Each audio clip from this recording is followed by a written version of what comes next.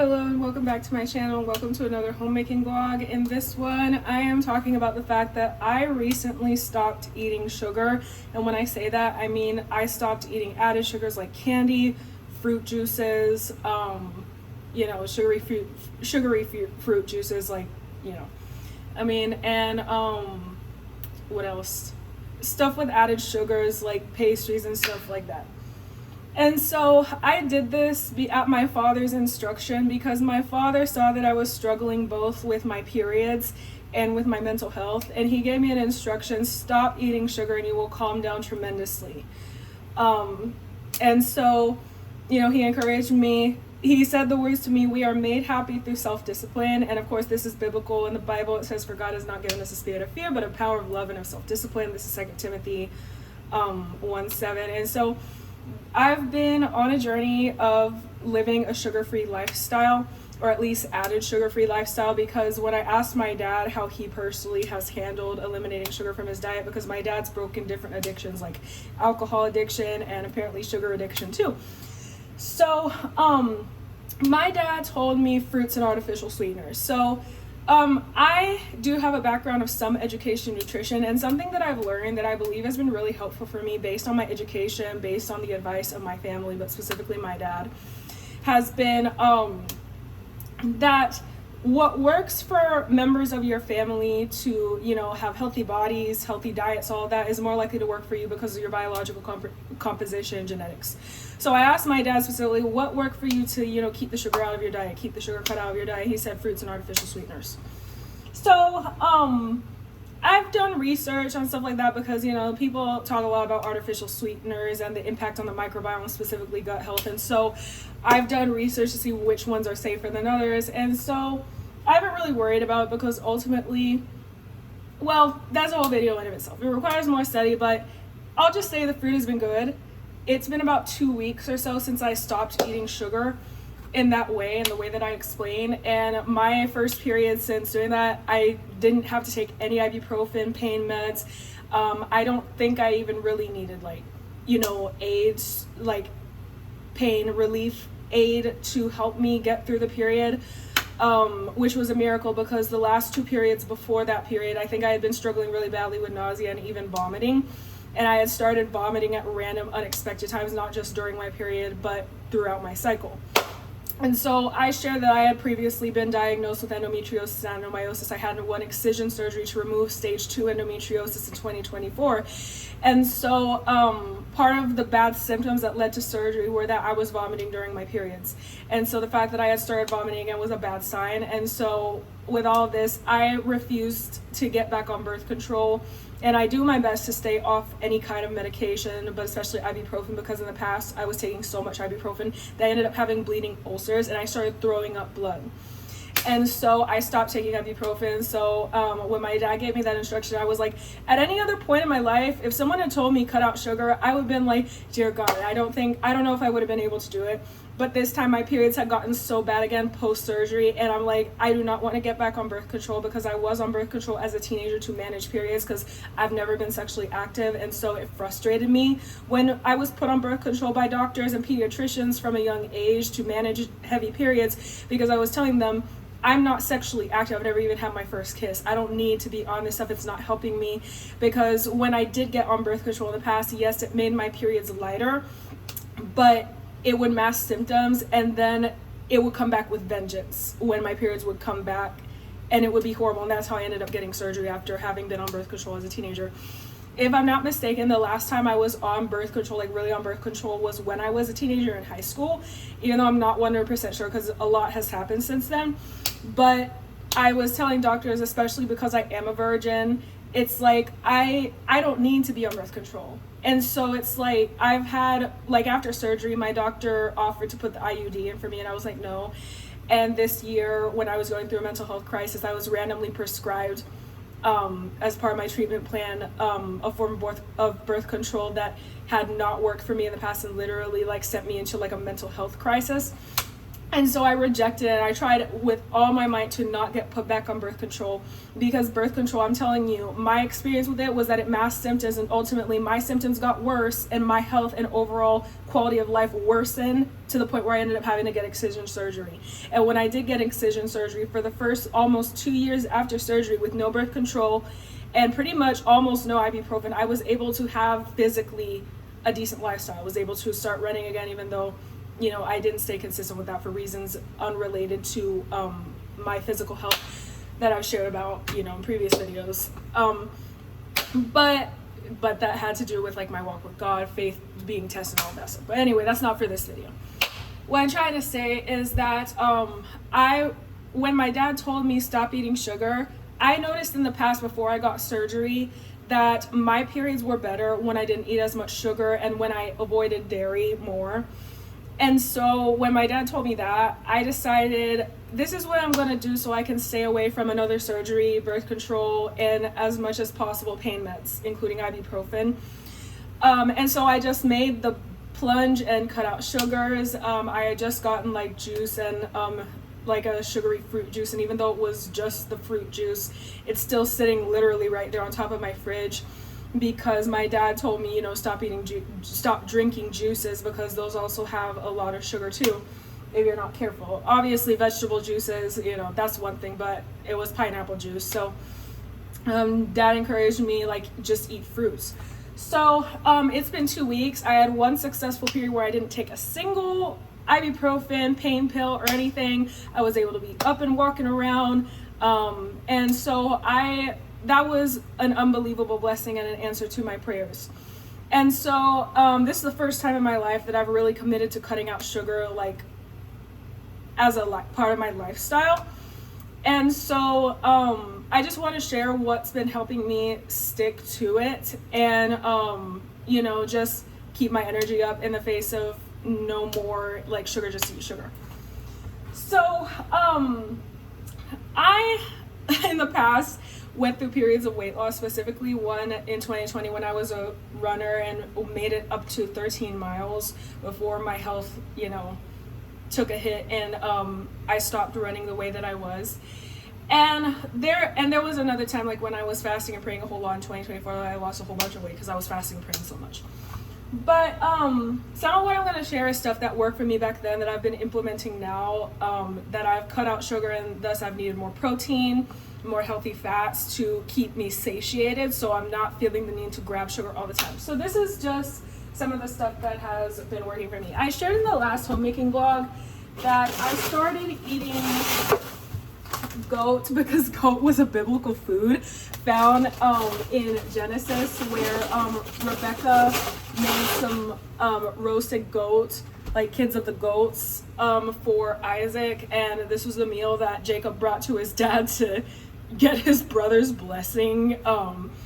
And even though the circumstance behind the meal wasn't great because there was deceit involved, the food itself, when I looked up goat, it was a biblical food. It helped, you know, keep the centenarians in the Bible living long.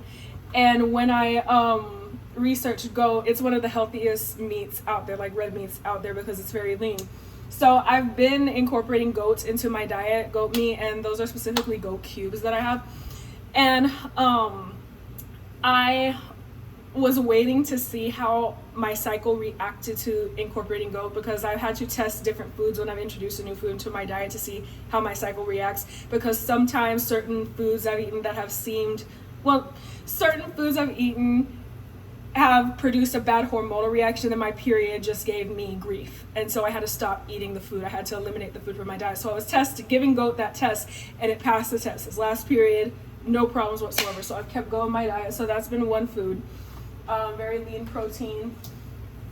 Also ground beef. I have been eating grass-fed ground beef, and been making sure that it has enough fat, that I'm not skipping on the fat, because since I'm not adding sugar into my diet, fat is a way to still keep the body feeling satiated, like it's not being deprived of comfort, you know, because that's an aspect that I think that people who emotionally eat, because emotional eating has been a problem, like for my mom, for certain relatives in my family, that I've struggled with as well.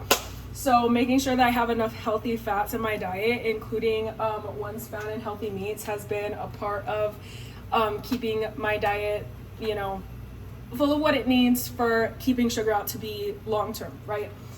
So I've made like burgers with this, but I've been working on cutting out breads that are very sugary. So before I was using like Hawaiian roll buns and stuff to put the meat in, but I started buying sourdough bread, and so when I cook this, I'm gonna put this in sourdough bread. It may not look like a typical burger, but it's still, you know, a sandwich. It is like this. Again, I'm just beginning my journey of my no sugar journey, so these are the little changes that I've been making. I have made sure to eat, my favorite nut is cashews, like my favorite of all of them, like for example almonds in terms of flavor. Well, honestly, my favorite is macadamia, but I think macadamia is more expensive, and it's also, I'm trying to remember if it's higher, it has higher calorie content. But generally speaking, on an average day, cashews are my favorite snacking, you know, nut to snack on. And so I've kept cashews when possible in the house. I've bought pistachios because another biblical food that God convicted me to add to my diet was pistachios, based on Genesis 43:11, which said that Israel or Jacob sent one or more of his sons out with a gift of pistachios, honey, and almonds.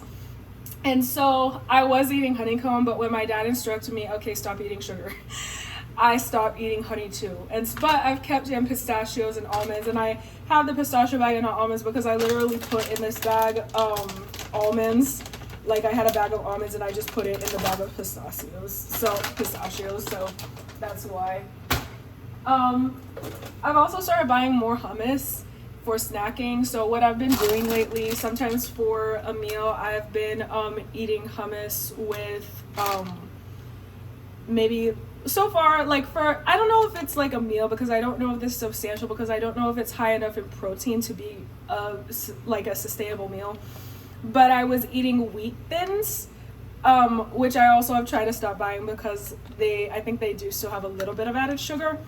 I was eating wheat thins, veggies, specifically broccoli and raw broccoli and carrots, and just dipping them in hummus for like a meal. But yeah, that's been one thing. But again, because it needs more protein, that was just something I ate on one occasion, or more than one occasion, but it did curb some cravings for me, because hummus does have chickpeas, it's tasty, and it has some, let me make sure I'm saying that correctly. It does have some good fat. So another thing I shared in terms of looking at what has worked for your family members and incorporating that into your diet as well. My grandma Carmen, whose testimony, like I had her featured on this channel before, she loves spinach. I think like she would just make spinach even when nobody else in the house wanted it.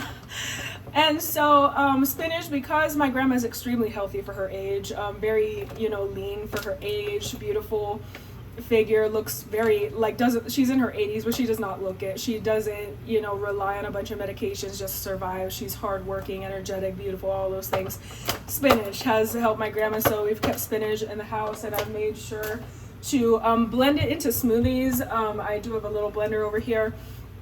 Honestly, smoothies have been really cool lately because I was able to mix and blend half a banana, a good helping of spinach, berries, and one kiwi, I think, into a smoothie. And I think that I put like maybe some salt and possibly cinnamon, though I'm not 100% sure, into it.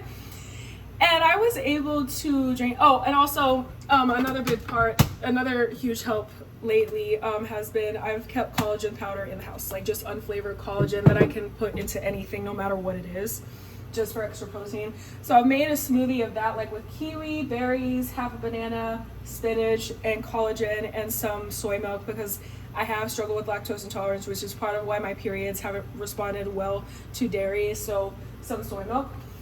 And so when I blended that together and I drank it, literally, even though I have like a salad, decent salad, almost salad like helping of spinach, it literally was sweet enough to where no added sugar was even necessary.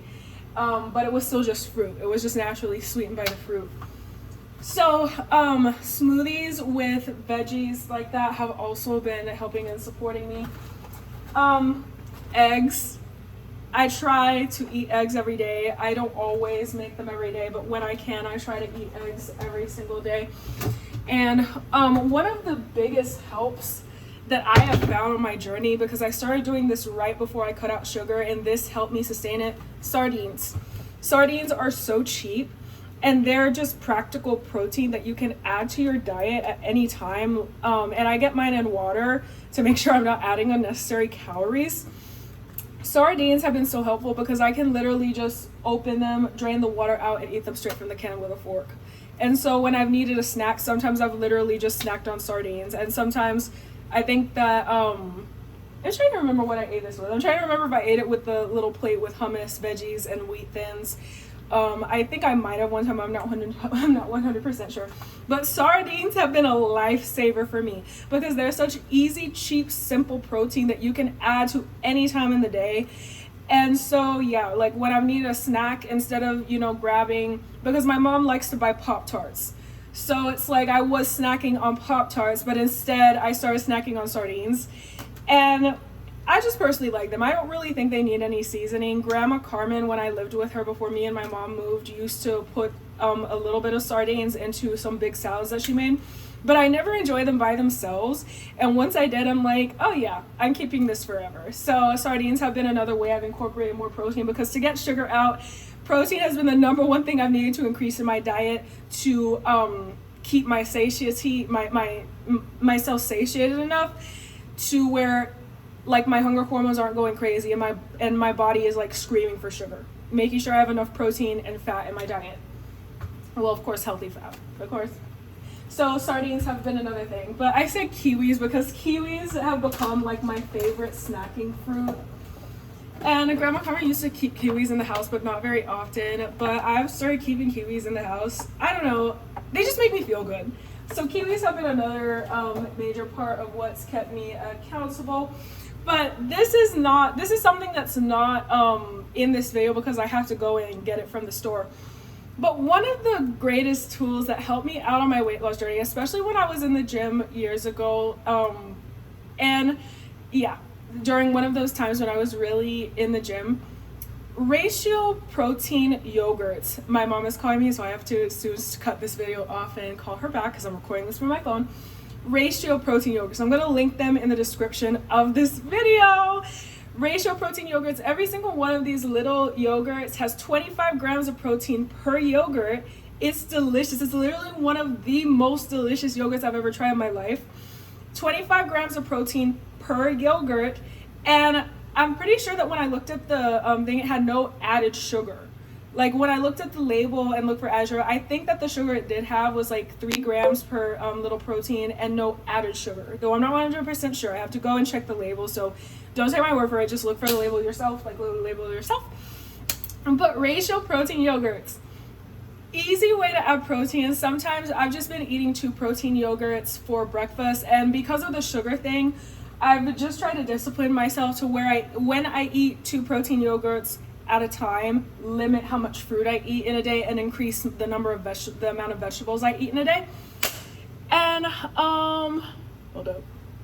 Oh, sorry, my mom texted me. I was just glancing at that. I have to cut this video up. But protein yogurts, my favorite snack, my favorite healthy, delicious, sweet snack that was so like not, horrible in calories was one of the ratio protein yogurts with an apple. The combination of apples and sweet yogurt, like I would sometimes have it with vanilla, but in this case to manage calories and sugar, like the ratio protein yogurts, which are sweet and they add some not sugar but sweet in a different way. And then there's a little bit of natural sugar, I guess.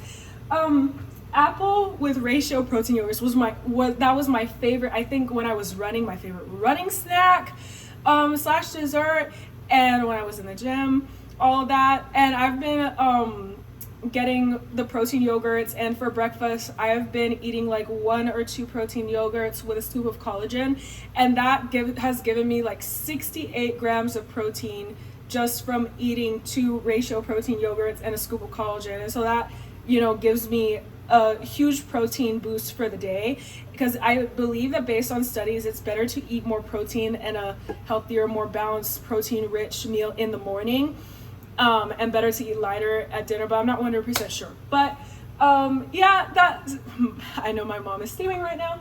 So also I've just been drinking stuff like, my mom's been bringing home Body Armor Zero Sugar, and also like sparkling, what's the brand name? Those sparkling ice, like with zero sugar. I've been drinking those, and also water, of course, and coffee, black coffee. I already shared that I love black coffee. I literally have a cup right here, but also been drinking black coffee, sometimes putting collagen in it. So that's how I've been managing so far since I cut out like the added sugars and stuff from my diet. I'm still trying to really cut out added sugars because it's tricky. Added sugars are sneaked into a bunch of different things. So yeah, but that's for this video.